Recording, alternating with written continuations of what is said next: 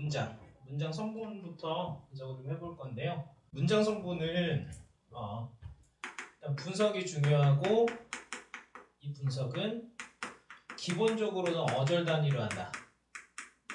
특수한 경우에 본용언, 보조용언으로 구성된 그런 서술어 같은 경우는 2개 이상의 어절이 모여서 하나의 문장 성분을 이루지만, 기본적으로는 하나의 어절이 하나의 문장 성분이다. 이렇게 보시면 된다 그랬고, 그 다음에 종류해서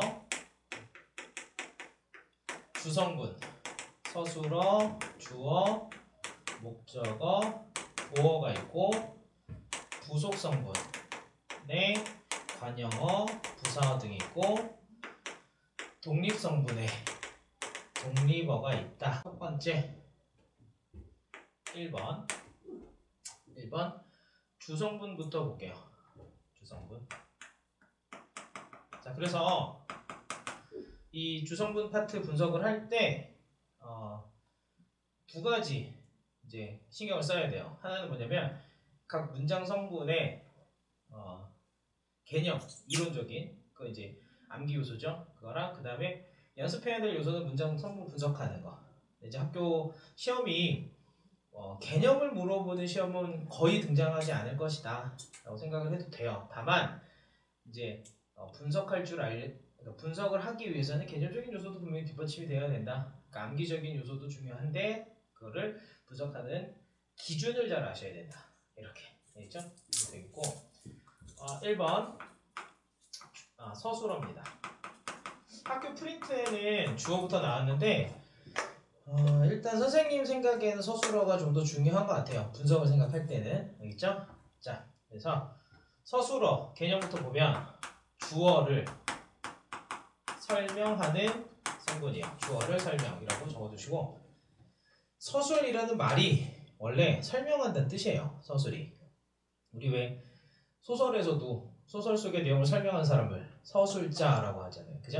그러니까 이제 설명이라는 뜻이다 라는 거고, 일단 서술어가 설명이다라는 거 기억을 하셔야 되고, 서술어는 두 가지 요소를 가지고 찾습니다. 서술어. 일단 첫 번째는 뭐냐면 동작을 나타내는 말, 그다음 상태를 나타내는 말, 그다음 서술격 조사 이다면 일단 무조건 서술어예요. 무조건. 알겠죠? 그 다음 플러스, 우리 문장은 서술어의 위치가 정해져 있는데 문장의 맨 끝. 물론 이제 문법적인 문장 말고 문학적인 문장에서는 서술어가 앞으로 빠질 때도 있어요. 도치법 이런 걸로. 근데 기본적인 문장에서는 서술어가 문장의 맨 끝에 위치하는 것이 기본이에요. 기본. 오케이? 그래서 맨 끝에 놓여 있는 것이 일단 기본이고, 네, 그래서 서술어를 찾을 때에는 동작을 나타내는 말, 상태를 나타내는 말, 그 다음 뭐뭐이다, 이렇게 세 가지는 이제 무조건 서술어다. 근데 이제 문장 맨 끝에 놓여 있으면 100% 서술어다. 뭐 이렇게 갑니다. 알겠죠? 그래서 그거 좀 기억을 하시고, 그 다음에 네, 여기서 이제 조심해야 될 것이 하나 있는데, 아까 잠깐 얘기했던 건데 본용언 플러스 보조용언. 자, 본용언 플러스 보조용언일 때에는 이것을 하나의 서술어로 보는데, 자, 여기서 이제 좀 조심해야 될 것이 보조용언이라는 개념입니다. 알겠죠? 보조용언은 크게 두 가지. 원래 보조용언인 것.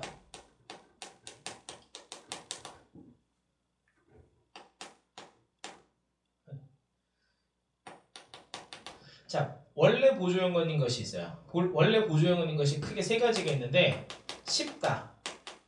자, 얘는 형용사예요. 쉽다, 형용사. 근데 쟤는 절대 혼자 못 써요. 뭐 보고 싶다, 먹고 싶다, 가고 싶다, 뭐 이런 식으로 앞에 꼭 본용은 있어야 되고, 그 다음에 척하다, 듯하다. 이 세 가지가 가장 대표적인데, 척하다나 듯하다 같은 경우에는 사이에 조사를 넣을 수도 있어요. 잘난 척하다 이렇게 되는데, 잘난 척을 하다 라든지 뭐 본 듯도 하다 이런 식으로 돼요. 그때는 무조건 띄었어야 되고, 알겠죠? 조사가 들어갈 때. 자, 그 다음 본래의 뜻을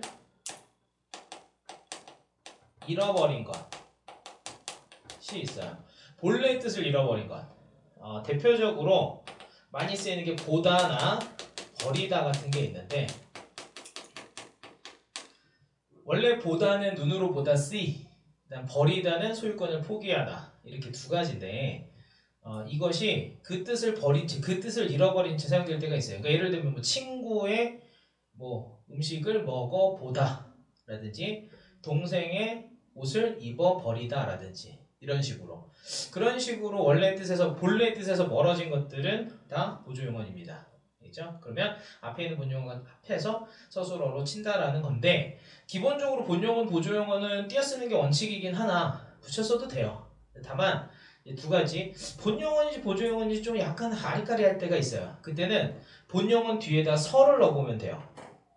이 뒤에 만일에 서가 결합해서 성립하면, 그러면 뒤에 있는 애는 본용어예요. 본분 구조예요. 자, 서가 성립을 하면, 본용은 뒤에 서가 성립을 하면 본분 구조인데, 그러니까 예를 들어서 먹어버리다는 먹어서 버리다 이상하고, 또 입어보다는 입어서 보다 이상해요. 근데 예를 들어 쓰레기를 묶어버리다 하면 묶어서 버리다가 되니까 이때는 본용어입니다. 이때는 서술어가 두 가지가 돼요.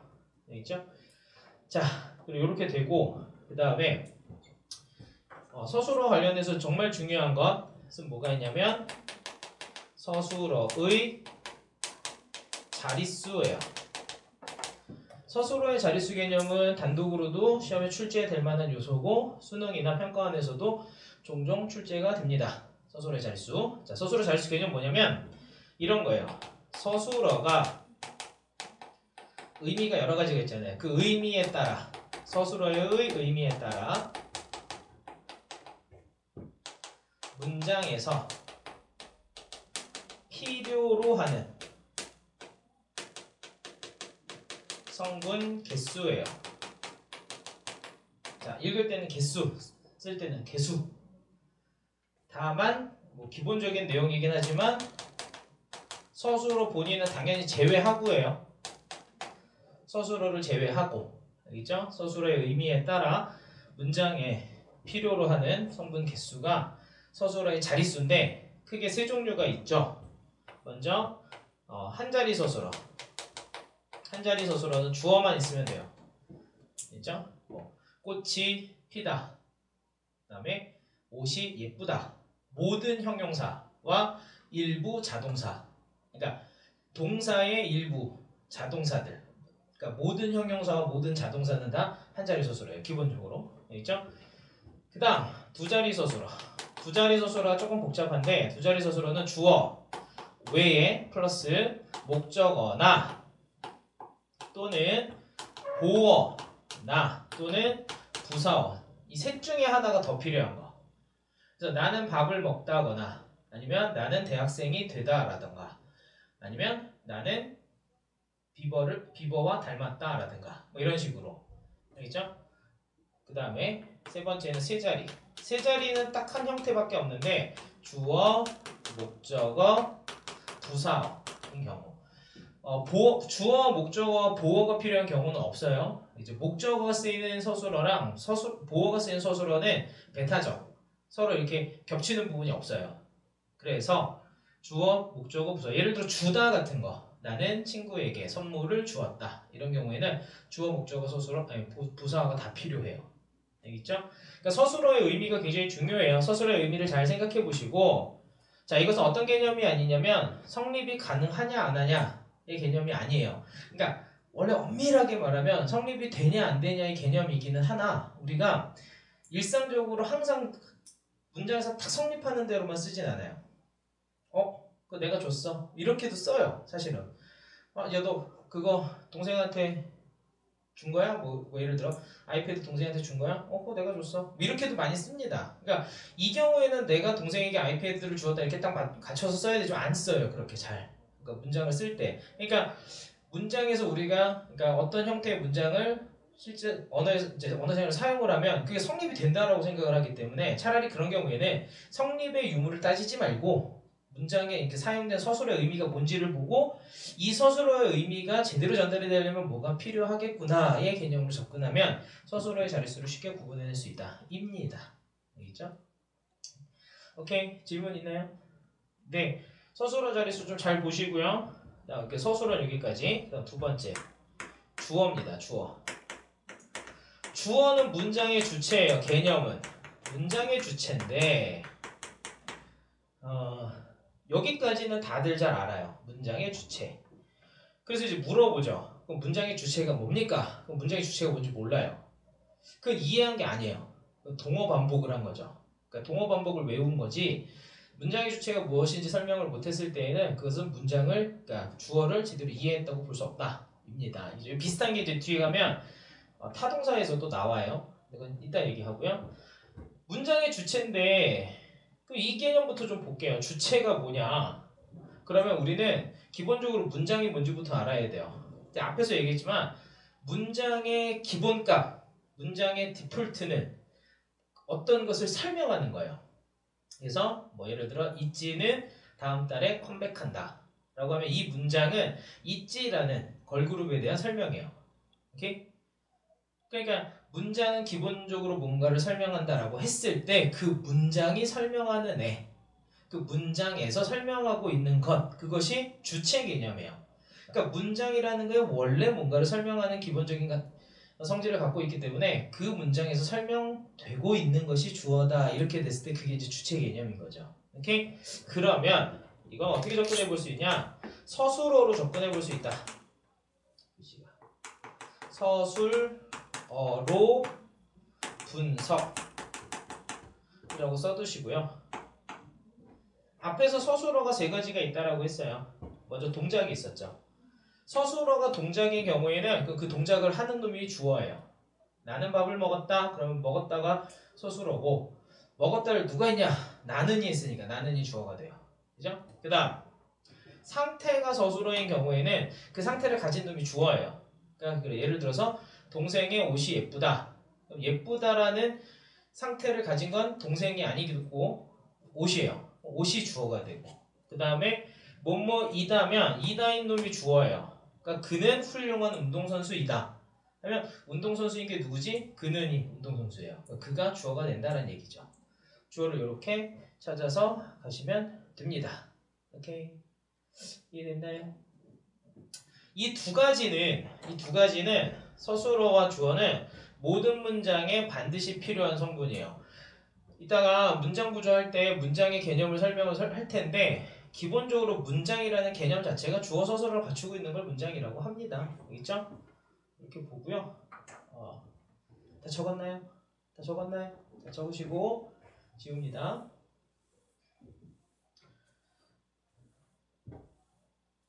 자, 그 다음에 주성분에 두 개가 더 있는데 목적어와 보어거든요. 근데 얘네들은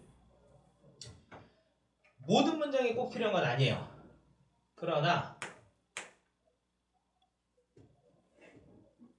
3번 어떻게 적었지? 자, 목적어. 목적어와 보어는 모든 문장에 다 필요한 건 아니에요. 그러나 어떤 문장에는 반드시 필요해요. 그래서 주성분에 해당합니다. 오케이? 그 어떤을 구분 지어주는 기준이 서술어입니다. 그래서 서술어. 서술어도 아무 서술어는 안 되고 바로 열고 타동사입니다. 서술어가 타동사일 때 그 서술어의 대상이 되는 것이 목적어예요. 오케이? 자, 여기서 또 이제 학생들이 문법 공부할 때 이제 동어 반복 오류가 일어나는데 이제 타동사가 뭐냐? 그러면 목적어를 필요로 하는 동사라고 해요. 그러면 목적어가 뭐냐? 그러면 타동사의 대상이 되는 것 이렇게 해요. 그럼 이거는 순환 논증의 오류에 빠지게 돼요. 그죠? 그러니까 이 사이에서 나는 어떤 것도 정확하게 모르고 둘이를 서로를 증명하고 괜히 설명하는 관계가 돼버리니까 이건 어디서 끊어야 되냐면 타동사에서 끊어야 돼요. 타동사. 자, 봅시다. 타동사가 뭐냐? 목적어를 필요로 하는 동사 이렇게 외우지 마시고 동사니까 일단 동작이에요. 다만 타가 남타자예요. 그러니까 홀로 이루어질 수 없는 동작이라는 뜻이에요. 어떤 타에 의존하여 이루어지는 동작이에요. 오케이? 그래서 타동사는 홀로 이루어지지 않는 동작. 이렇게 타동사는 홀로 이루어지지 않는 동작이다. 그러니까 예를 들어서 아까 피다, 꽃이 피다 할 때 피다는 그건 홀로 이루어져요. 꽃이 홀로 피다를 할 수 있어요. 근데 예를 들어 먹다, 나는 먹다. 그럼 먹다라는 거는 홀로 할 수 없는 동작이에요. 꼭 먹는 대상이 있어야 돼요. 그죠? 그러니까 나는 밥을 먹다, 나는 나이를 먹다, 뭐 하다못해 나는 욕을 먹다, 뭐 이런 식으로 먹는 대상이 필요한 거죠. 그런 식으로 어떤 대상과 함께 이루어져야만 하는 홀로 이루어지지 않는 동사를 타동사라 하고, 그때 그 타동사의 대상이 되는 게 목적어예요. 얼마나 쉽습니까? 개념은 쉽고요. 자, 찾을 때 을을 찾으시면 돼요. 두 가지인데 일단 기본적으로 문법에서 사용되는 목적어는 문법 상황의 문장 내에서 90% 이상 을을이라는 목적어가 쓰여요. 오케이? 두 번째, 근데 다 그런 건 아니에요. 목적어는 을을이라는 목적격 조사를 쓰는 것이 기본이지만 목적격 조사가 없이 또는 보조사와 결합하여서도 목적어가 될 수 있어요. 그러니까 그런 경우에는 아무것도 조사가 없다. 근데 을을 붙였는데 말이 되더라. 무조건 목적어. 근데 보조사다. 보조사 대신에 을을 넣더니 말이 되더라. 무조건 목적어. 그래서 여기서 이제 필요한 게 뭐다? 보조사예요. 보조사를 알아야 돼요. 그래서 우리 이제 품사 정리할 때 주격조사가 그러니까 접속조사가 와가 있다. 그 다음에 격조사에 막 뭐뭐뭐가 있다. 나머지 다 보조사다. 이렇게 했잖아요. 그러니까 접속조사 아니고 격조사 아니면 보조사고, 그 보조사 대신에 을을 들어가서 말이 돼. 그러면 목적어가 돼요. 오케이? 다만 부사격 조사가 붙는 애들 중에 을을 붙였을 때 말이 되는 애가 있어요. 이건 안 적으셔도 되는데, 예를 들어서 나는 비버와 닮았다 라고 하면 얘는 부사격 조사예요. 그죠? 와과가 어떤 대상과 묶이지 않을 때에는 무조건 부사격 조사인데 얘는 부사어가 돼요. 닮았다를 꾸며주는. 근데 여기에 뭐가 가능하냐면 비버를 해가지고 목적격 조사를 붙이는 게 가능해요. 오케이? 그러면 이 경우에 얘가 목적어인 것이 아니고 원래는 부사어였으나 여기에 목적격 조사를 붙여줌으로써 목적어로 문장 성분이 전환되는 거예요. 나는 비버를 닮았다. 이렇게. 무슨 말인지 이해되죠? 그러니까 격조사에 을을 붙여서 말이 되는 경우는 원래 목적어였던 것이 아니고 원래 어떤 특정 성분이었는데 대다수는 부사어입니다. 부사어였던 것이 목적어로 전환되는 거예요. 그러니까 격조사에는 붙이면 안 돼요. 격조사나 접속격조사에는 붙는 경우가 없기 때문에 격조사, 특히 부사격조사에다 을을 붙여서 그러니까 성립한다고 해서 그것이 부사어가 아니라 목적어가 되는 건 아니다. 요거 하나만 조심하면 돼요. 알겠죠? 격조사가 굉장히 센 애예요. 격조사가 그 문장 내에서 성분의 격을 결정해 줄 수 있는 애기 때문에 되게 센 애인데, 이거 이따가 보호할 때도 얘기할 겁니다. 알겠죠? 어쨌든 목적어는 개념을 좀 잘 보셔야 되고, 정리 한번 해보면 서술어의 타동사의 대상이 되고요. 그러니까 모든 문장이 다 필요한 건 아니에요. 서술어가 타동사일 때만 필요한데, 사실 우리나라 서술어 보면 동작, 상태, 이다이지만 동작이 제일 많아요. 서술어로 쓰이는 애는 많은 부분이 동사고요. 그 다음에 그 동사들 중에서 타동사가 되게 많아요. 혼자 할 수 있는 동작은 생각보다 그렇게 많지 않습니다. 그러니까 목적어가 등장하는 문장이 생각보다 많은 거예요. 목적어를 필요로 하는 서술어가 문장에서 많이 쓰인다. 오케이? 그래서 기준은 을을이다. 을을이 있으면 그냥 을을이 있으면 아무 생각 안 해도 돼요. 그냥 무조건 목적어다. 근데 조사가 없어요. 을을을 붙여봤더니 말이 돼, 성립해. 무조건 목적어다. 근데 어떤 다른 조사가 붙어 있어요. 격조사가 아닌 보조사인데 을을로 바꿀 수 있다. 무조건 목적어다. 이렇게 정리됩니다. 오케이. 자, 그 다음에 네 번째. 자, 주성분의 마지막 보어인데, 얘가 별표를 해야 돼요. 별표를 해야 되는데, 왜냐면 주성분이긴 한데 정말 등장을 잘 안 하는 주성분이에요. 그러니까 요런 애들은 수능에서는 그렇게 중요하게 쓰이지 않는데 내신에서는 허점파고 들어가기 참 좋은 애라서 많이 쓰입니다. 알겠죠? 보어 볼게요. 보어도 역시 마찬가지로 모든 경우에 등장하는 주성분이 아니라 어떤 경우에 등장하는 주성분인데 그 어떤 경우를 서술어가 결정합니다. 서술어 딱 두 개예요. 되다 아니다.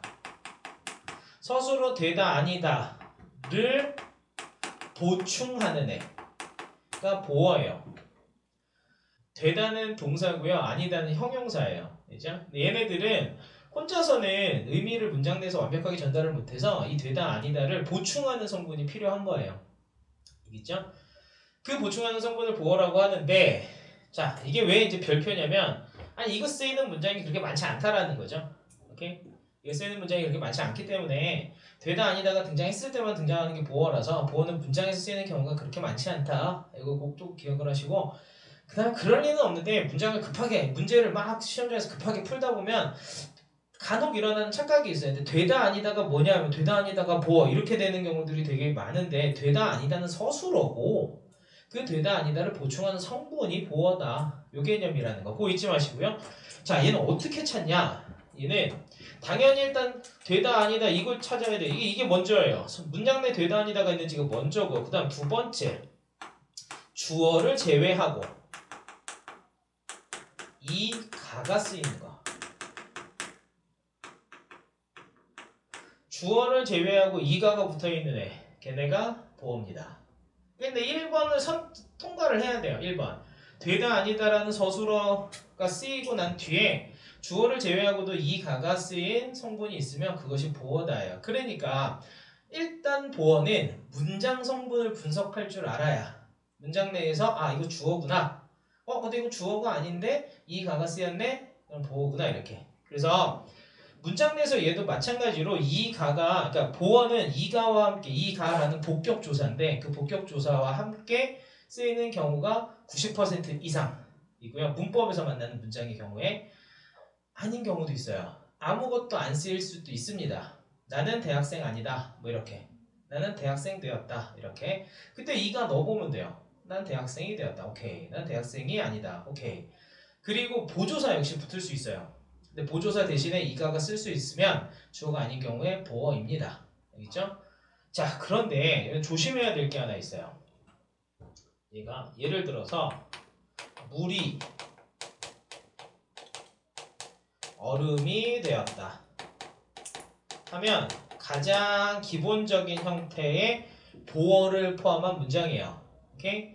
여기서 자 그냥 문장 분석 한번 해볼게요. 자 문장이 하나 툭 주어졌습니다. 그럼 문장 분석 어디서부터 출발? 서술어부터 출발. 자 맨 끝에 있는 애를 확인되었다. 오케이 이거 동작이네요. 그러면 서술어 확정. 자 되다를 누가 했느냐? 무리가 있어요. 그럼 무리는 주어가 됩니다. 그죠? 주어 확정. 그리고 된 게 뭔가 했더니 얼음이 되었다. 그죠? 되다를 보충하고 있고 이는 복격조사. 오케이. 그러면 얘는 보호 확정입니다. 그런데 이 문장을 이렇게 바꿀 수도 있어요. 물이 얼음으로 되었다. 우리가 많이 쓰는 문장이라서 자연스럽게 받아들이지만 사실 조금 어색함을 포함하고 있는 문장이기는 해요. 이게 우리가 이제 문법적 직관이라고 하는데 문법적 직관. 그러니까 문장에서 그것이 문법적으로 옳은지 옳지 않은지를 막 따지면서 계속 문장을 보다 보면 되다 앞에 의로로 시작하는 의로로 끝나는 의로라는 조사가 붙은 말이 왔을 때 아 이거 좀 어색해 라는 느낌이 있지만 그런 거 따지지 않고 그냥 문장을 계속 보다 보면 물이 얼음으로 됐다. 아무렇지 않게 받아들일 수 있는 자연스럽게 받아들일 수 있는 문장이기는 해요. 자 문법적으로 잘못된 건 아닙니다. 이 문장은 알겠죠? 선생님이 이거 여러 차례 취미 중에 하나가 국립국어원에다 전화하는 건데 그 중에 예전에는 몇몇 분의 선생님 목소리도 알아들었어요. 진짜로. 근데 요새는 아니 뭐 이제 전화 안 하지 좀 되긴 했는데 그래서 많이 이거 가지고 얘기를 토론을 되게 많이 했는데 왜냐면 일단 설명하고 얘기할게요. 그 부분에 대해서. 자 되었다 서술어입니다. 자 되다를 누가 해요? 물이 해요. 주어입니다. 이거 똑같아요. 그죠? 근데 얼음으로는 되었다를 꾸며주고 있어요. 그리고 의로는 부사격 조사예요. 그죠? 그러면은 여기에 보어였던 애가 의로가 붙으면서 뭐로 부사어로 전환이 돼요. 오케이? 아까 선생님이 잠깐 목적어에서 그런 설명했죠. 격조사는 힘이 세다. 그러니까 의로라는 격조사가 힘이 세서요. 보어라는 성분을 부사어로 그냥 전환시켜버린 거예요. 이 경우는. 이 경우에는 얘가 보어를 필요로 하는 문장 성분에서 얘가 잠깐만 되다 아니다 무조건 보어가 필요하다며. 근데 여기는 지금 보어가 없이도 성립이 되잖아. 그 뭐야 이렇게 될 수 있는 거죠. 그런 이제 논란의 여지가 조금 있어요. 조금 있는데 그 선생님 국립국어원에도 많이 전화해서 물어봤는데 우리말에는 결론은 이거였어요. 우리말이 5,000년 이상 쓰여오면서 다양한 문법적인 변천을 거쳤고 그 결과 많은 예외사항들이 생겨났다. 그 중에 하나로 볼 수 있다. 그래서 대부분의 예외사항은 무시해도 괜찮지만 요 경우는 많이 쓰이는 문장의 요소니까 한번 알아두자 이런 결론이에요. 알겠죠? 무슨 말인지 이해되죠? 자, 보어 조심해야 될 부분 요겁니다. 그래서 우리 그 선생님이 격조사 설명할 때 복격조사는 그 격조사만 가지고서는 조사 형태만 가지고서는 복격조사인지 알 수가 없다. 주격조사랑 똑같이 생겼다. 문장 성분을 봐야 한다. 했던 게 이런 의미였다라는 거죠. 자, 여기까지가 주성분입니다. 질문 있나요? 자, 그러면 지우고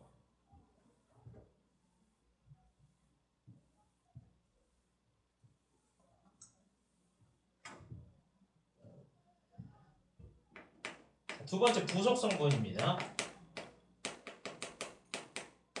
자, 부속 성분은 저번 시간에 얘기했지만 기본적인 의미가 이거는 문장에 없어도 괜찮은데 있으면 문장을 좀 더 구체화시켜주고 문장을 좀 더 매끄럽게 만들어주는 성분이라는 개념이에요. 있죠? 첫 번째 관형어. 자, 관형어는 체언을 수식하는 성분입니다. 잠깐만. 그럼 이건 뭐랑 똑같냐? 품사에서 관형사랑 똑같잖아요. 그죠? 기본적으로 똑같아요. 체언을 수식한다는 측면에서. 그럼 뭐가 다르냐? 이렇게 돼야 되는데 좀 선생님이 자주 쓰는 비유 중에 하나가 일종의 이런 거예요. 그러니까 관형사는 재료예요. 당근. 그러니까 얘는 안 바뀌어요. 당근이라는 재료 자체는 바뀌지 않고 한번 당근 하면 끝이에요. 그걸로. 한번 관형사 그걸로 끝인 거죠. 근데 관형어는 그러니까 예를 들어서 내가 배를 채우기 위해 뭐 칼로리를 적게 배를 채우기 위해 먹는 게 당근이다. 얘는 태어날 때부터 당근이었는데 관형어는 뭐라고 하죠? 요리 같은 거예요. 그것이 원래 뭐였건 간에 아무 상관없이 배를 채우는데 칼로리를 적게 쓰게끔 채우는 애 이렇게 만들어주면 당근하고 똑같은 기능을 하는 거죠. 오케이? 그러니까 원래부터 체언을 꾸며주는 애는 관형사, 그것이 뭐였건 체언을 꾸며주게끔 문장에서 쓰는 건 관형어 이렇게 돼요. 그래서 예를 들면 이런 차이가 있어요. 새 옷. 그러면 얘가 얘를 꾸며주죠. 그리고 얘는 모양이 안 바뀌죠. 원래부터 관형사라는 애예요. 그러니까 이건 아무 문장이 없고요. 아무 문제가 없고요. 근데 예를 들어서 예쁜 옷 이렇게 하면 예쁜 옷을 꾸며줘요. 그런데 얘는 모양이 바뀌냐고? 모양이 바뀌어요. 얘는 관형사가 될 수 없어요. 관형사는 불변어니까. 그럼 얘는 뭐냐? 이렇게 들여다보니까 상태예요. 그러니까 얘는 형용사예요. 기본적으로 형용사인데 문장 내에서 뭘로 쓰였다? 관형어로 쓰였다. 원래 재료는 상관없이 문장에서 어떻게 쓰이냐, 요리가 어떻게 됐느냐에 따라서 나누는 거니까 관형으로 쓰인 거예요. 여기서 이제 이 문법에서 가장 어려운 혼란이 생겨나는데 우리가 뭐랑 많이 헷갈리냐면 관형사를 형용사랑 많이 헷갈려 해요. 그게 왜 그러냐면 영어 때문에 그래요. 영어에서는 문장을 그러니까 원래 상태를 나타내는 말 형용사라고 하지만 문장에서 주어 꾸며주는 것도 그냥 형용사라고 해버리죠. 영어에서는 관형사라는 품사가 없어요. 영어에는. 그래서 주어 체언 꾸며주는 거 주어 꾸며주는 거는 형용사 이렇게. 근데 국어에서는 아니에요. 관형사예요. 근데 이렇게 형용사가 관형어로 쓰이는 사례가 있어버리니까 맞네. 이거 형용사인데 체형 꾸며주네 이렇게 돼버리는 거죠. 디테일하게 나눠서 이해를 하셔야 돼요. 형용사이고요. 형용사라서 체형을 꾸며주는 게 아니라 형용사가 문장 내에서 관형어로 쓰였기 때문에 체형을 꾸며주는 거다. 이렇게 디테일하게 나눠서 보셔야 되고 그 다음에 관형어는 그 형태 세 가지를 알아두셔야 돼요. 형태 세 가지. 먼저 관형사. 모든 관형사는 문장 내에서 아무런 설명이 필요 없이 그냥 관형어예요. 선생님이 얘기했던 뭐 내 맘대로 6대 관형사 이런 거 있잖아요. 그죠? 세헌, 예체, 첫 뭐 이런 거 그죠? 그게 다 그냥 관형사고요. 자, 두 번째 체언 단독 혹은 체언 플러스 의. 그래서 뭐 언니 옷. 그럼 언니가 옷을 꾸며주고요. 언니의 옷. 그 경우에도 옷을 꾸며주고요. 오케이? 마지막으로 용언의 활용형인데, 자, 제가 문제가 되게 커요. 제가 문제가 되게 큰데 어떤 문제가 생기냐면 쟤는 두 가지 특성을 다 가지게 돼요. 두 가지 특성을. 알겠죠? 용어는 동사 형용사예요.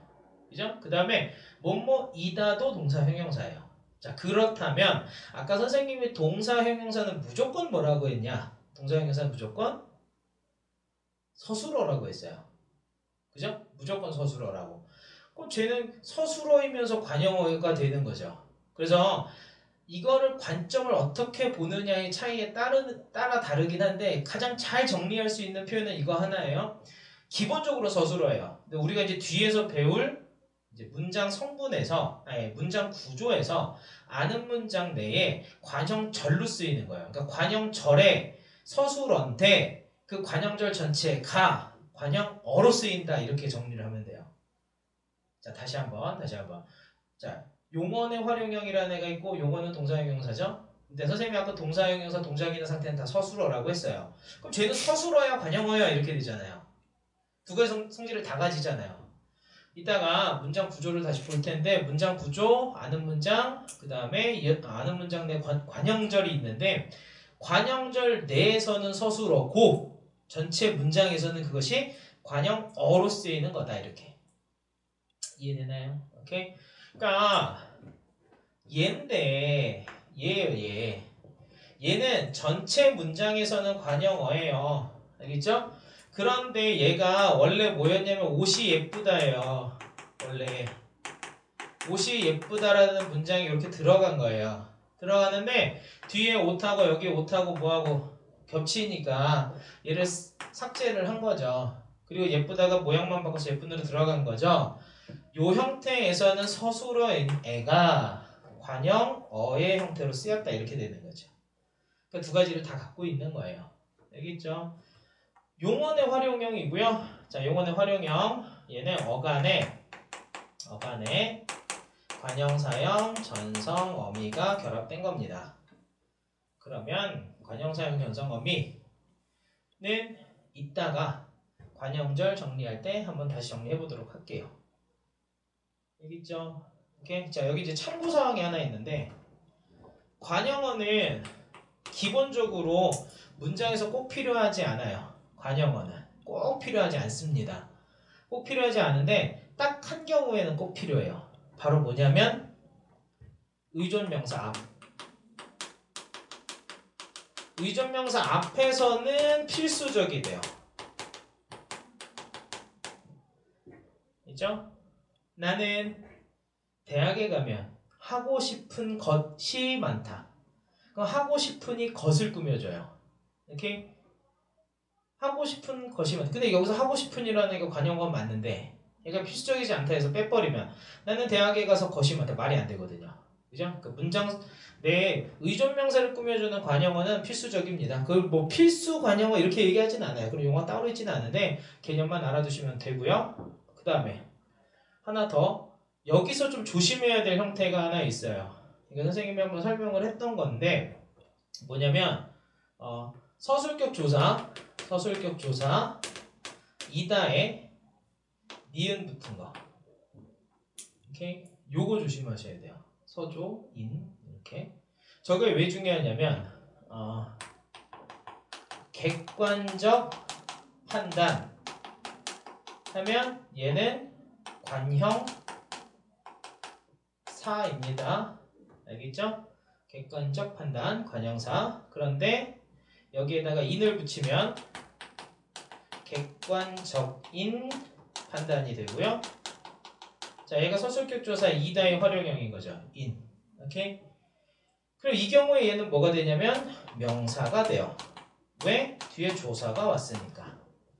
그죠? 관형사 뒤에는 조사가 절대 붙지 않아요. 그러니까 얘는 명사가 돼요. 이해됐나요? 이렇게. 네. 객관적 판단을 네. 조사가 생략된 거라고 보면 봐도 돼요. 근데 그렇게 조사가 생략되면 걔가 그냥 관형사인 거예요. 그죠? 그렇게. 그러니까 우리 문장, 그러니까 문법적인 판단을 하다 보면 이렇게도 설명이 되고 저렇게도 설명이 되는 애들이 있어요. 그럴 때에는 원칙이 필요한데 이제 첫 번째 원칙은 최대한 예외를 만들지 않는 방식으로 간다입니다.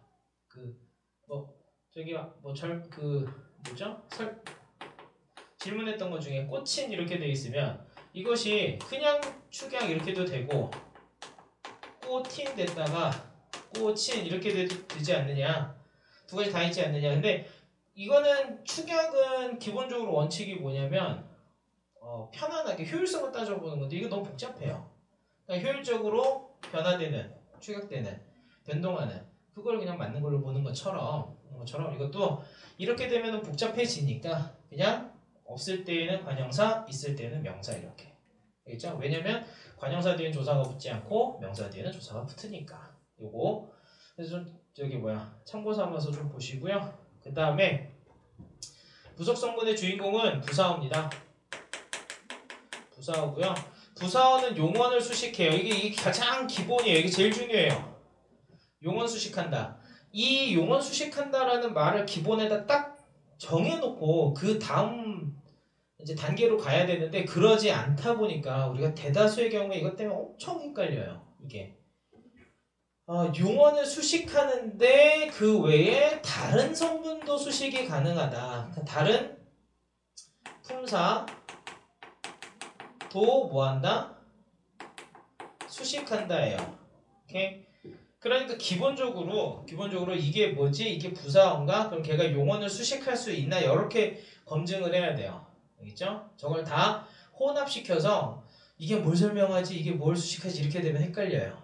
알겠죠? 그 중에 모두 있냐면 이 다른 품사 중에 너무나도 특이하게 아주 드물지만 명사도 있어요.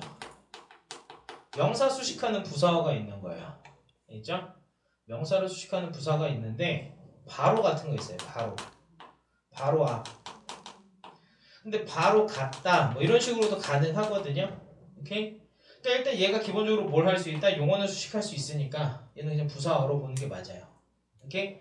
근데 선생님 이렇게도 되잖아요. 맞아요. 됩니다. 근데 자 보세요. 부사어의 용법 중에 명사도 수식할 수 있는 용법이 있어요. 근데 관형어의 용법 중에는 다른 문장 성분을 수식하는 용법이 없어요. 그럼 이렇게 다 수식이 가능하면 얘는 부사어가 된다. 이런 거예요. 체온을 수식하는 것보다 그게 더 중요하다. 입니다. 알겠죠? 얘도 세 가지입니다. 세 가지인데 기본적으로 모든 부사는 당연히 자동적으로 부사어가 되고요. 알겠죠? 얘는 체온 혼자서는 부사어가 되는 경우는 없고요. 체온 플러스 부사격 조사. 되게 많아요. 에에서 에게, 와, 과, 으로, 등등등 이렇게 많은데 그 부사격 조사가 붙어서 부사어 되는 거 되게 많고요. 그 다음에 마지막으로 용언의 활용형이 있는데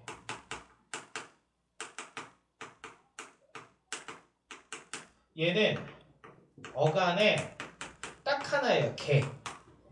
개가 붙으면 이거는 무조건 이제 부사형 전성어미가 사용된 부사어예요. 알겠죠? 그러니까 이 경우도 얘랑 똑같아요. 관형어 중에 용언의 활용형이 있어서 얘가 두 가지 성질을 가진 것처럼 얘도 똑같아요. 그래서 얘도 뭘로 이해를 해야 되냐면 부사절을 아는 문장과 관련해서 함께 이해를 하셔야 돼요. 이 부분도 똑같습니다. 이거는 개념이. 자, 그리고 얘한테 뭐가 있냐? 필수적 부사어라는 개념이 있다. 필수적 부사어.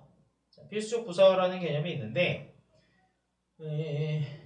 네, 보세요. 필수적 부사어는 똑같습니다. 뭐랑? 서술어 자릿수. 서술어의 의미에 따라 꼭 필요한 부사어가 필수적 부사어예요. 알겠죠? 저게 일단 기본이에요. 저 개념이 기본. 그래서 선생님이 요거 세 가지 정도 서술어의 의미를 정리를 했는데 일단 첫 번째 뭐가 있냐면 필수적 부사어를 필요로 하는 서술어 첫 번째 뭐가 있냐면 비교대조. 서술어가 비교대조일 때에는 보통 와과 형태의 부사어가 꼭 필요해요. 나는 비버와 닮았다. 친구는 연예인과 닮았다. 뭐 이런 식으로. 이것은 저것과 다르다. 이렇게. 알겠죠? 그 다음에 제일 많은 게 이동이에요. 이동. 이동의 의미를 가지는 서술어. 주다. 그 다음에 던지다. 또는 옮기다. 뭐 이런 거. 어디에게. 이렇게. 알겠죠? 형태가 필요하고요. 마지막으로 변화. 변화에 해당하는 건 두 개밖에 없어요. 삼다랑 되다. 그가 임금이 그를 기사로 삼았다. 뭐 이렇게 기사로. 오케이. 그다음 아까 물이 얼음으로 되었다 할 때 얼음으로 뭐 이런 거. 알겠죠? 그러니까 얼음으로는 필수 부사어로 보는 게 맞고요. 자, 이런 식으로 변화의 의미를 가지는 서술어일 때도 부사어가 꼭 필요합니다. 이렇게. 알겠죠? 네. 여기까지 부속성분 혹시 질문? 자, 그러면 이제 마지막으로 독립성분인데 독립성분이 수능에 나와서 어려운 경우는 없고요. 이제 내신이니까 혹시 몰라서 독립어. 자, 독립어는 어떤 거냐면 문장 내에 기능상이에요. 기능상 독립된 성분. 이걸 왜 굳이 기능상이라고 표현을 하냐면 의미적으로는 연결이 돼요. 의미적으로 연결이 되는데 대표적으로 독립어에 가장 대표적인 게 뭐가 있냐면 제시어가 있어요. 제시어. 수능. 그 떨리는 이름. 이렇게. 수능. 그러면 수능은 뒤에 있는 그 또는 이름 이런 것들과 의미상 연결은 되는데 기능적으로 얘를 꾸며준다든가 수능을 설명하는 말이 있다든가 이런 건 아니기 때문에 있죠? 독립되어 있는 거예요. 그 다음에 부름, 응답, 놀람,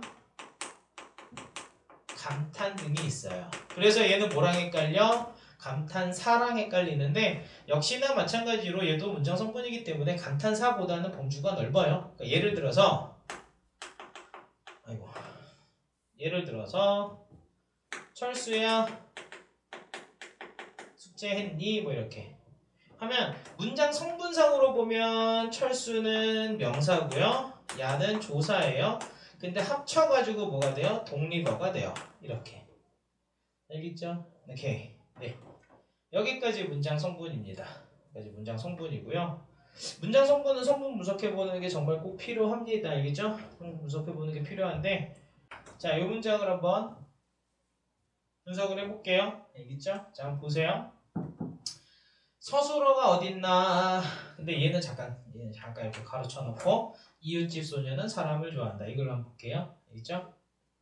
일단 기본적으로 이웃집 소녀는 사람을 좋아한다. 문장 성분 성립해야 안 해요? 성립하죠? 사람을 좋아할 수 있어요. 그죠? 이렇게 문장 분석할 때는 항상 서술어부터 좋아하다 동작. 그죠? 좋아하다를 누가 하나? 소녀가 하네요. 그죠? 주어, 서술어. 자, 그 다음에 주성분에 목적어랑 보어가 있는데 얘는 보어 들어갈 애는 아니고 목적어, 을이 있네. 그럼 무조건 목적어. 오케이. 그죠? 그럼 얘는 뭘까? 이웃집. 이웃집이 뭐하고 있죠? 소녀를 꾸며주고 있죠. 오케이? 그리고 얘는 명사, 채연이잖아요. 채연 단독으로 되네. 얘는 뭐다? 반형사. 이렇게 되네요. 그죠? 오케이. 그 다음에 얘는 어떻게 할까? 근데 따뜻한은 따뜻하다라는 상태네요. 그죠? 그럼 무조건 서술어. 그죠? 따뜻한 건 뭐? 마음이 주어예요. 그죠? 그런데 이렇게 묶여서 뭘 하고 있다? 마음이 따뜻한 사람을 꾸며주고 있죠? 전체적으로는 관형어. 이렇게 되는 거죠. 이게 가장 완벽한 문장 분석이에요. 됐나요? 질문? 네! 이렇게 문장 성분은 마무리하도록 하겠습니다. 지워되나요? 왜 이렇게 덥지 오늘? 어이야.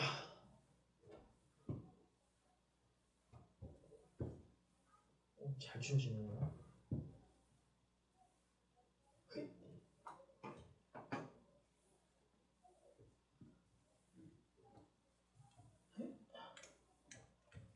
그러면 이제 이어서 어딨어? 문장 구조 봅시다.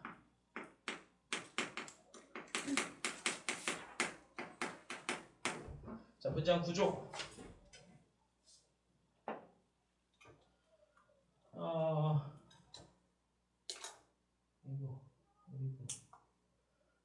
네. 자, 짜임이라고도 하고요. 뒤 15페이지를 보시면 됩니다. 짜임. 문장 구조를 보기 전에 기본적으로 알아야 되는 개념이 있는데 먼저 구라는 애가 있어요. 구는 이 어절 이상이 구예요. 다만 이 안에 주어나 서술어 구성은 없어야 돼요. 주어 하나 있어도 돼요.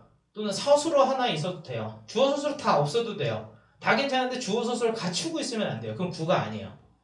주어 서술을 갖추지 않는 두어절 이상을 구라고 하고요. 그러면 절이 있는데 절은 뭐냐면 주어 서술어를 갖췄는데 미완인 거, 완결되지 않은 거. 오케이? 그 다음에 문장이라는 개념은 문장은 주어 서술어를 갖추고 완결된 거. 오케이? 예문으로 정리를 한번 해보면 이렇게 돼요. 자, 나는 밥을 이라든지 많은 밥을 이라든지 밥을 먹었다 라든지 이런 것들 다 구예요. 그냥. 오케이? 근데 나는 밥을 먹었고 그러면 절이에요. 나는 밥을 먹었다 그러면 문장이고. 이해되죠? 네, 이렇게 구, 절, 문장 이거 좀 잘 보시고요. 오케이? 자, 그럼 이제 문장의 구조인데 그냥 문장이라고 쓰고, 그래서 이제 차근차근 쪼개서 나가 봅시다. 네. 네. 나는 밥을 읽고 구면. 네. 그러면 구는 그냥 아무거나 이리저리로 할 수 있는 거예요? 그렇죠. 주어 서술을 갖추지 않고요. 그냥 아무거나 2어절 이상이면 다 구예요. 무조건 그냥 나는 밥을 이렇게. 네, 거기 지금 학교 프린트에서도 주어 서술어를 갖추지 않은 덩어리 2어절 이상 이렇게 써있네요. 그죠? 구는 무조건 아무거나 괜찮아요. 한 두 덩어리 이상이면은 주어 서술어만 안 갖춰져 있으면 다 구예요. 오케이. 네. 또 질문 있나요? 자, 다음에 문장은 자 크게 홑 문장과 격 문장으로 나뉘어집니다. 홑 문장은 주어 한 개, 서술어 한 개로 되어 있는 게 홑 문장이고요. 격 문장은 주어가 한 개, 두 개 이상이거나 OR이에요. OR. 서술어가 두 개 이상인 경우.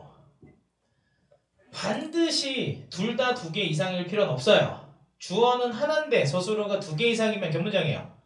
나는 밥을 먹고 춤을 췄다. 뭐 그런 일 잘 없겠지만 그러면 먹고 주어 서술어 춤을 추었다. 서술어. 이거 격문장이에요. 그 다음에 예를 들어 나와 친구는 밥을 먹었다. 그러면 밥을 먹은 게 나도 있고 친구도 있죠. 그럼 주어가 두 개죠. 그러니까 이런 식으로 주어나 서술어 중에 아무거나 하나만 두 개 이상이면 무조건 격문장이에요.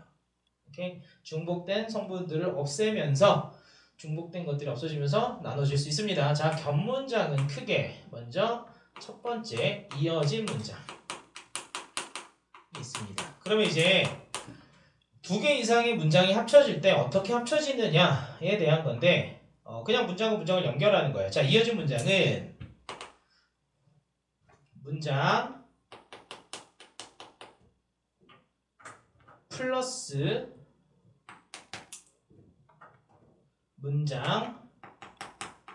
문장인데 일단 기본적으로 얘가 뭐냐면 연결 어미라는 애고요. 오케이. 그죠? 그리고 이 두 개의 문장이 어떻게 연결되느냐에 따라서 이 연결 어미가 대등적 연결 어미가 있고 종속적 연결 어미가 있다. 이렇게 알겠죠? 그래서 연결 어미 자체를 보는 건 별로 그렇게 현명하지 않고요. 문장과 문장이 어떻게 연결되는지를 보는 게 훨씬 현명합니다. 알겠죠? 자, 먼저 첫 번째 대등하게 이어진 것은 이 문장 두 개가 대등한 힘을 갖고 있고 대등한 의미 관계를 갖고 있어서 이 둘을 바꿨을 때 아무런 차이가 없는 거예요. 알겠죠? 대체적으로 나열, 대조 등 이 두 가지의 방식으로 연결될 때, 오케이? 얘네들은 어떤 특징이 있다?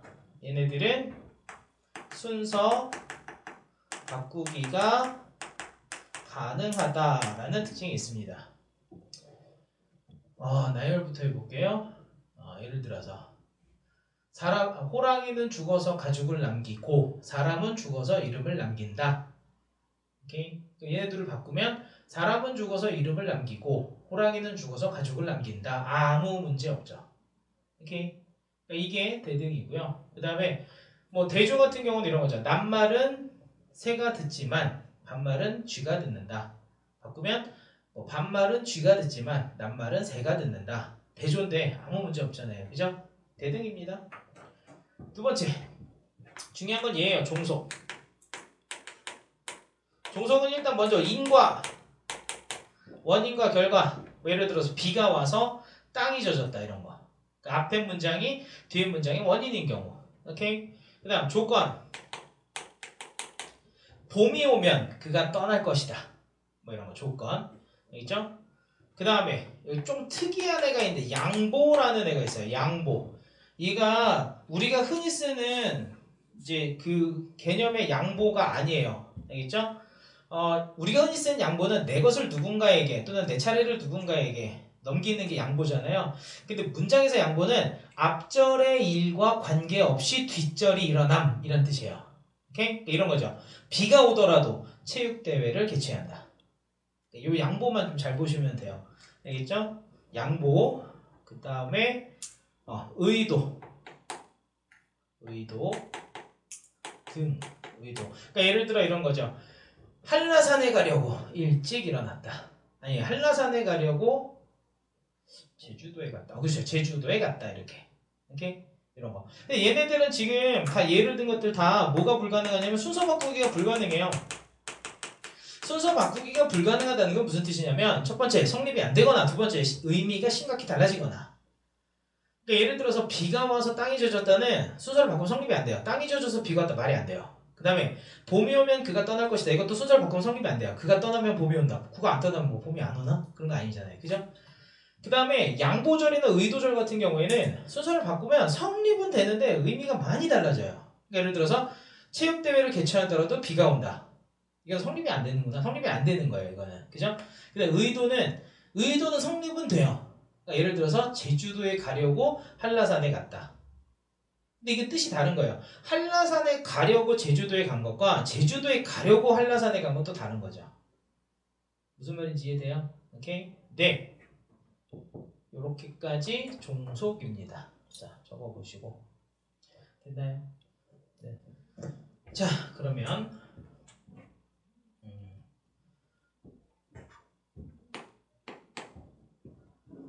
자, 이어서 두 번째. 잠깐만 저거 녹화되나요?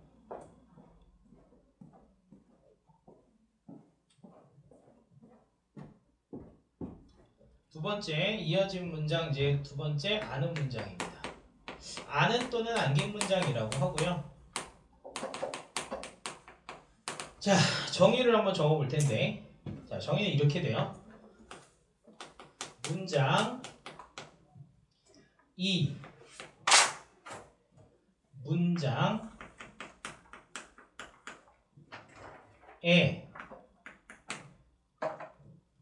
성분으로 삽입된 구조입니다. 자, 문장이 문장의 성분으로 삽입된 구조인데 여기 한번 볼게요. 예를 들어서 나는 소식을 들었다. 네. 자, 나는 소식을 들었다입니다. 보세요. 난 소식을 들었다. 문장인지 한번 볼게요. 문장 맞나요? 그죠? 들었다 서술어, 누가 나는이, 그 다음에 소식을은 목적어, 주어 서술어 갖추고 완결되어 있고 문장 맞네요. 자, 그 다음 아이유가 컴백했다. 너무 옛날 얘기하나? 아이유가 컴백했다. 네, 자, 저 문장인가요? 문장이죠? 컴백했다. 서술어, 아이유가 주어. 오케이. 자, 이거를 여기다 넣어볼게요. 이걸 여기다 넣어보면 나는 아이유가 컴백했다. 소식을 들었다. 되게 이상해요. 그죠? 그래서 들어갈 때 이렇게 돼요. 아이유가 컴백한.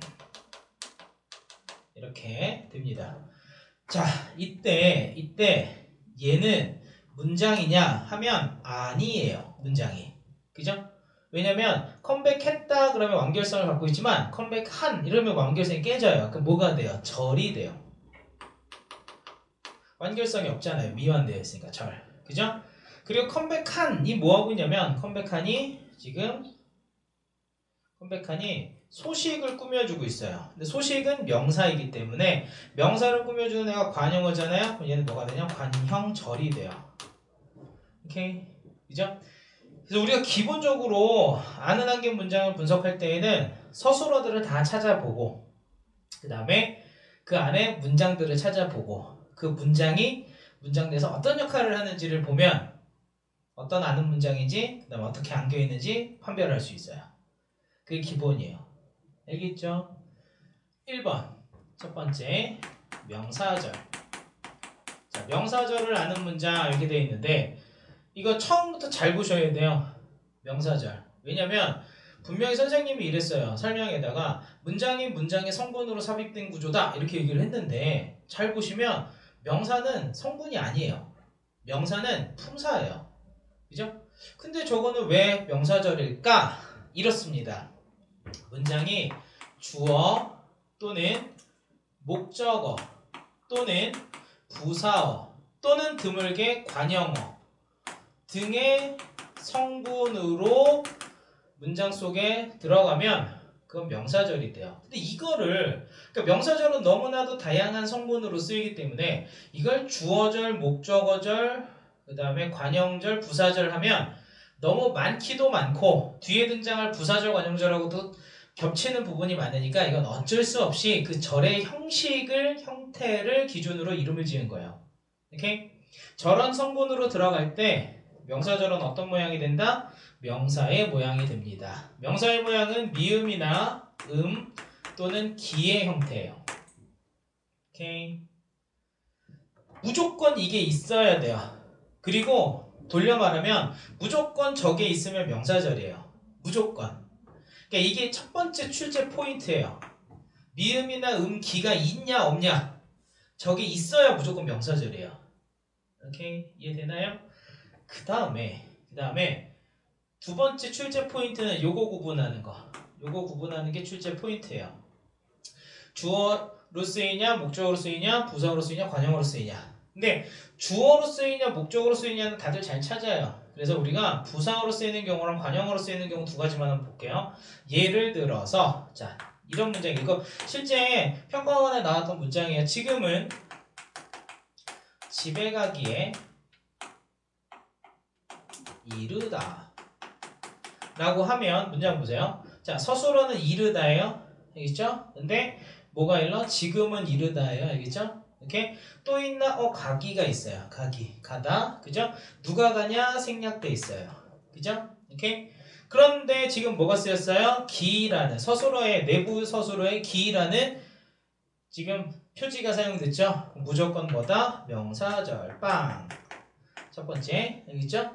그 다음에 지금 집에 가기에는 에라는 부사격 조사와 함께 이르다를 꾸며주고 있어요. 명사절인데 부사어로 쓰인 거죠. 이걸 부사절이라 그러면 안 돼요. 명사절이 부사어로 쓰인 거다. 이렇게 됐죠? 그 다음 그는 겨울이 오기 전에 떠났다. 그는 겨울이 오기 전에 떠났다 입니다. 그는 겨울이 오기 전에 떠났다. 자, 떠났다 서술어입니다. 알겠죠? 누가 떠났어요? 그는이 떠났어요. 알겠죠? 근데 잘 보셔야 돼요. 또 있나? 서술어 오기가 있네요. 그죠? 뭐가 쓰였어? 기가 쓰였어요. 무조건 명사절입니다. 빵! 오케이? 그런데 얘랑 좀 비슷해 보이지만 좀 다른 게 명사절은 여기까지예요. 그리고 얘가 뭐 하고 있냐면 전을 꾸며주고 있어요. 전은 애라는 조사국 등을 보면 명사인 거죠. 어떤 시기를 나타내는 명사. 명사를 꾸며주고 있으니까 얘는 뭐로 쓰이고 있다? 관형어로 쓰이고 있다. 라는 거죠. 이게 이 두 가지. 그래서 명사절은 일단 명사절인지 아닌지와 그 다음에 어디까지를 명사절로 볼 수 있는지 그리고 걔가 무슨 성분 역할을 하는지가 주로 문제 출제돼요. 그렇죠? 불과 얼마 전에 평가원에도 명사절이 나왔을 때 어디까지를 명사절로 볼 수 있는지를 묻는 문제가 기출로 있었어요. 그 문제 잘 풀어봐야 돼요. 그렇죠? 나중에 선생님이 문제 풀어드릴게요. 그렇죠? 자, 질문. 자, 명사절은 이렇게 간단하게 두 번째. 관형절. 관형절은 당연히 체언을 수식하는 애요. 알겠죠? 자, 얘는 절표지. 관형절을 나타내주는 표지가 있는데 관형사형 전성어미 여기서 정리하려고 아까 안 했어요. 뭐가 있냐면 니은이나 은 또는 는, 리을이나 을. 자, 르는 없어요. 알겠죠? 를. 그 다음에 던이 있습니다. 얘는 이제 부가적으로 독특한 게 하나 있는데 얘는 부가적으로 시제도 표현됩니다. 시제 표시가 돼요. 알겠죠? 오케이. 그래서 예를 들어서 본 또는 먹은 과거고요. 그죠? 그 다음에 예쁜 또는 작은 이러면 현재고요. 오케이. 그 다음에 먹던 예쁘던 과거고요. 그 다음에 먹을 예쁠 이러면 미래고요. 오케이. 네. 시제 표시 가능하다. 적어 두시고 관형절은 이거는 정말 중요한 출제 포인트가 있는데 관형절 바로 뭐냐면 종류예요. 자, 관형절의 종류. 관형절은 크게 두 종류가 있는데 첫 번째 관형절은 뭐가 있냐면 동격 관형절이라는 애가 있어요. 동격 관형절. 동격 관형절. 자, 여기 한번 보세요. 동격 관형절은 어떤 개념이냐면 이런 거예요. 아이유가 컴백한 이라는 내용과 소식이라는 내용은 의미상의 동격이에요. 다시 한번. 아이유가 컴백했다라는 것과 소식이라는 것은 의미상 동격입니다. 이해되죠? 오케이? 그래서 꾸밈을 받는 말이 꾸며주는 말과 의미상 동격일 때 동격 관형절이라 하고 얘는 특징이 뭐냐면 생략되는 성분이 없어요. 그죠? 의미상 동격 겹치는 부분은 없다 입니다.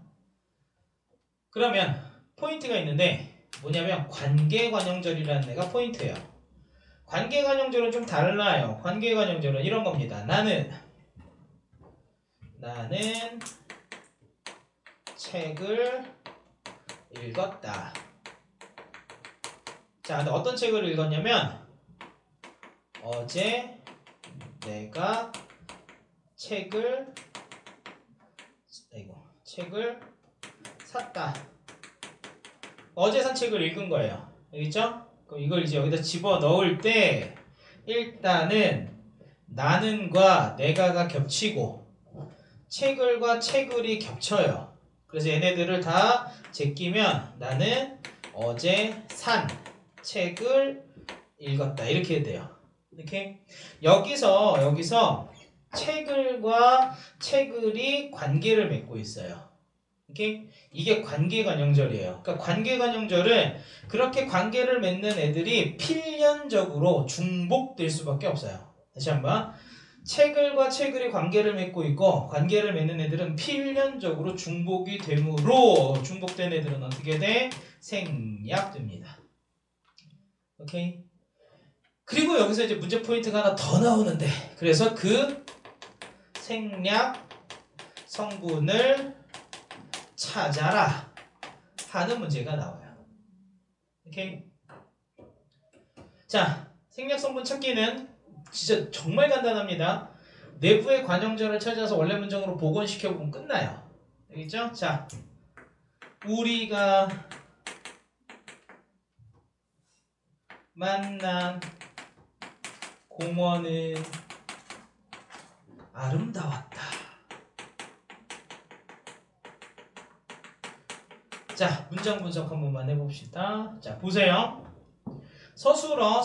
자, 이제부터는 앞에서는 내용에 대한 또는 개념에 대한 이제 설명이 중심이 되었기 때문에 실제적으로 문장 분석하는 방식대로는 잘 안 했어요. 자, 이제부터는 선생님이 문장을 분석하는 방식대로 분석할 테니까 잘 보셔야 돼요. 알겠죠? 자, 문장을 봤을 때 서술어 아름다웠다. 다른 거 다 필요 없어요. 서술어. 동작이나 상태, 이다. 무조건 서술어라고 했으니까. 무조건 서술어부터 찾습니다. 첫 단계 무조건 서술어. 아름다웠다. 자, 뭐가 아름다웠나? 공원은. 우리가 아름다운 게 아니에요. 공원이 아름다운 거죠. 만났다. 누가 만났나? 우리가. 오케이? 무조건 견문장이고요. 그죠? 그 다음에 우리가 만나니 지금 뭐 하고 있나? 공원을 꾸미고 있네. 그리고 만나다의 어간 만나의 니은. 선생님이 왜 품사 설명할 때 어간 찾는 거 굉장히 중요하다라고 했죠? 기본형에서 다 빼면 된다고 그랬죠. 만난, 기본형 만나다, 다 빼면 만나. 거기에 니은이 결합해 있는데 니은은 관형절의 표지네요. 그죠? 그리고 공원 꾸며주네요. 아하, 관형절. 오케이. 자, 얘는 일단 첫 번째 1번 동격관형절인가 관계관형절인가. 2번 만약에 관형절이라면 뭐라는 거야? 관계관형절. 자, 만약에 관계관형절이라면 생략 성분은 무엇인가? 입니다. 알겠죠? 네. 1번. 동격이에요, 관계요? 관계관이죠. 띵동. 생략된 성분. 부사어. 띵동. 오케이. 너무 놀라면 실례죠? 자, 봐봐요. 우리가 만난을 복원하면 어떻게 돼요? 우리가 공원에서 만난. 과거, 현재, 미래? 과거잖아요.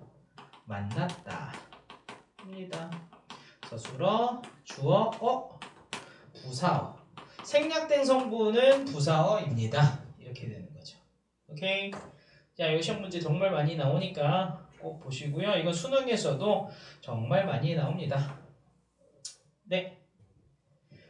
질문 있나요? 자, 그 다음에 세 번째 부사절. 부사절 한번 봅시다. 자, 부사절은 당연히 용언을 수식합니다. 부사절은 용언 수식하고요. 자, 부사절이 되는 절표지 당연히 일단 개가 있어요. 개. 그냥 개. 얘는 전성어이에요. 예쁘게, 빠르게, 재밌게, 느리게, 개. 알겠죠? 아까 선생님이 부사어 설명할 때 부사어로 바꿔준 어미 개만 설명을 했죠. 그죠? 근데 이게 말고 세 가지가 더 있어요. 먼저 도록이 있는데 도록은 조금 논란의 여지가 많이 있지만 원래 도록은 연결어미에요. 원래는 그는 발에 땀이 나도록 뛰었다. 오케이?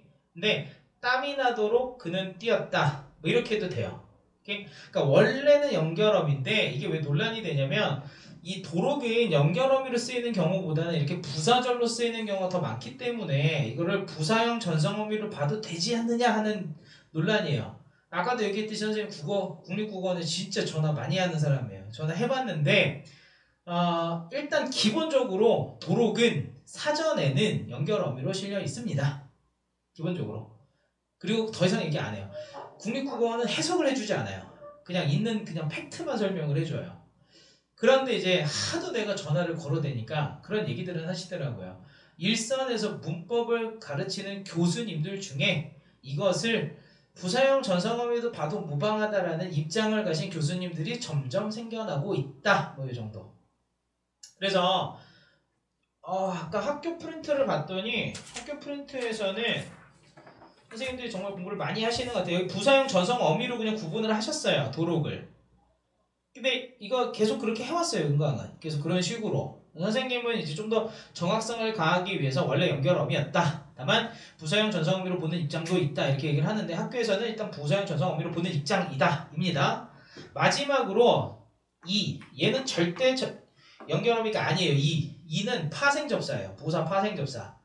알겠죠? 그러니까 얘가 되면 얘가 2가 들어가면 이제 더 이상 걔는 용언이 아니고 부사가 되는 거예요. 품사 자체가 바뀌는 거예요. 알겠죠? 그러니까 예를 들어서 빠르다여가 빠르에 2가 붙은 개가 붙으면 그냥 빠르개이지만 2가 붙으면 빨리가 돼요. 비슷한 게 멀다 멀리 뭐 이런 거. 오케이? 얘도 2가 붙어서 파생된 건데 빨리는 부사고 빠르개는 형용사다. 품사상. 알겠죠?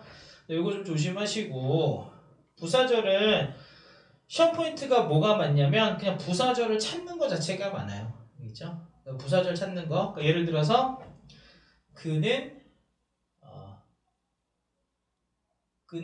엄마가 모르게 집을 나갔다. 뭐 이렇게 엄마가 모르게 뭐 이런 거.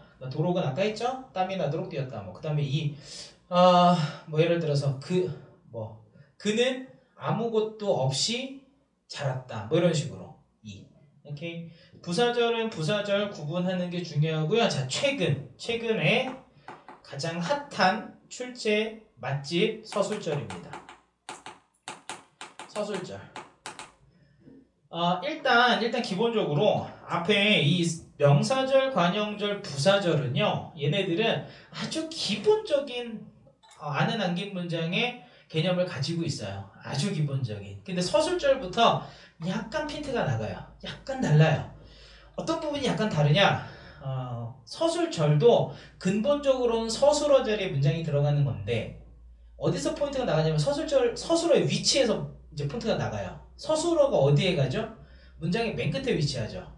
그럼 얘는 문장 내에 삽입됐다라는 표현이 조금 안 맞고 서술어를 대체해서 들어가는 거니까 맨 끝에 와요. 그러니까 이렇게 문장 중간에 위치하거나 또는 문장 앞쪽에 위치해서 어떤 것을 확실하게 성분으로 사용되는 문장 이렇게 느낌이 아니라 얘는 애매해요. 형태가. 일단 기본적으로 정리를 해보면 당연히 얘는 주어를 설명합니다. 서술어와 똑같은 기능이죠. 주어를 설명하는데 뭐가 없냐? 앞에서 봤던 이런 절표지가 없어요. 얘네들은 문장 내부에 들어가면서 서술어의 모양이 바뀌는 거라서 절표지가 있는데 얘는 들어가면 서술어 자리에 들어가니까 서술어는 문장 맨 끝에 있으니까 기본적으로 서술어의 모양이 안 바뀝니다. 바뀔 이유가 없어요. 그래서 얘는 절표지가 존재하지 않고 구성으로 보셔야 되는데 주어를 설명하는 서술어 자리에 주어 서술어에 문장이 들어가는 형태다 입니다. 이게 예문을 잘 보셔야 돼요. 여기에 아주 스탠다드한 예문과 그 다음에 우리가 조심해야 되는 예문 두 가지를 나눠서 한번 볼게요. 자, 일단 스탠다드한 거. 그는 딸이 의사이다. 선생님이 딸이 하나 있는데 의사가 됐으면 좋겠어요. 이렇게 얘기하면 얘를 얼마나 고생을 시키려고 벌써부터 내가 부모인데 그런 것도 못 바라나요? 난 이 세상에 수없이면 70억 명 중에 내 딸은 딱 한 명밖에 없는데 내가 엄청 대단한 걸 바라나요? 대통령이 되길 바라나요? 유엔 사무총장을 바라나요? 그냥 그 길가에 널리고 널린 발에 채 있는 의사인데 자, 의사 선생님들 비하하는 거 절대 아닙니다. 그렇죠? 그래서 의사를 받는 그것도 이제 와 저런 말도 안 되는 꼰대네 뭐. 다만 그 이야기를 딸한테 하진 않을 거야. 그냥 나 혼자만 바라고 딸이 요새 이제 우리 딸이 제1 꿈은 개그맨이에요. 9살인데 집에 가면 개그를 짜고 있어요. 그러면 재미가 없어요. 재미가 없는데 얼마 전에 한번 박장대소를 했어요. 얼마 전에 삼행시를 짓는데 삼행시를 지으려 했더니 이제 혼자서 막 말이 되게 막 고민을 하다가 도저히 안 되겠는지 그냥 아무 말이나 막 하더라고요. 재밌어요 그게. 그래서 영상으로 하나 찍어놨는데 언젠가 수업이 안 되면 그거 한번 올릴 거예요. 그럼 안 되나? 선생님의 개인적인 그냥 이거는 절대 딸한테 얘기하지도 않고 요구하지도 않고 강요하지도 않을 겁니다. 그렇죠? 딸이 개그맨 한다 그러면 개그맨 하기만 놔둘 거예요. 딸이 아무것도 안 하겠다 그러면 그건 좀 얘기를 해보고 뭐라도 하겠다. 그러니까 선생님은 꼰대가 아닙니다. 자, 문장 한번 볼게요. 잘 보셔야 돼요. 알겠지? 이거는 다른 거 없고요. 무조건 뭘로 접근해야 되냐면 분석으로 접근하셔야 돼요. 알겠죠? 서술어 뭐냐? 의사이다. 끝나요. 너무 쉬워요. 누가 의사예요? 딸이 의사죠. 그가 의사일 리 없잖아요. 그죠? 근데 딸이 의사인 건 누구냐? 그인 거죠. 이게 서술절의 가장 스탠다드한 형태다. 오케이? 그런데 문제가 있어요. 이게 실제 이거 평가원에 나왔던 문장인데 배추는 값이 비싸다 입니다. 오케이? 분석을 해봅시다. 서술어는 비싸다 입니다. 자, 이제 그 다음 단계에서 혼란이 와요. 비싼 게 뭘까? 값이 배추는. 근데 이 두 경우에 비싸다의 주어처럼 보이는 애는 오히려 값이 아니고 배추는이에요. 값이 비싸다라는 말을 쓰기는 많이 쓰는데 값이 주어인가? 를 많이 생각해요. 근데 배추는 비싸다. 그러면 이건 정말 많이 쓰는 거잖아요. 문장에서. 그래서 배추는 비싸다. 오케이. 그럼 얘가 주어구나. 얘는 뭐지? 이가 있네? 보어? 이러고 있어요. 절대 아닙니다. 알겠죠? 비싼 건 값이에요.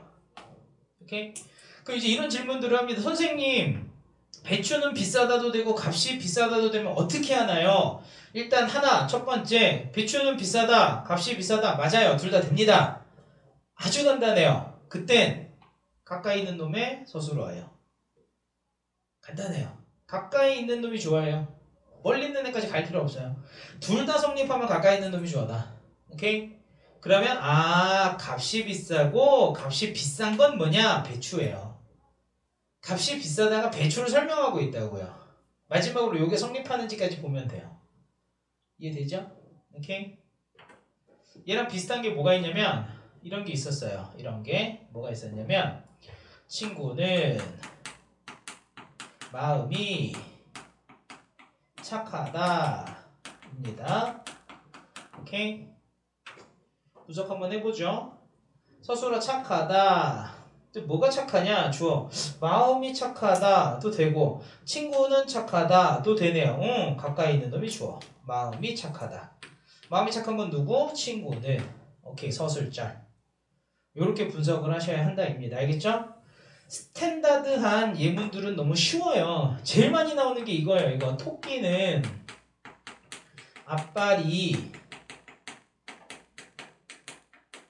짧다. 많이 나오거든요. 너무 쉽잖아요. 이건 짧다가 서술. 뭐가 짧아? 토끼는 짧은 게 아니잖아요. 그죠? 앞발이 짧은 거죠. 앞발이 짧은 건 토끼는.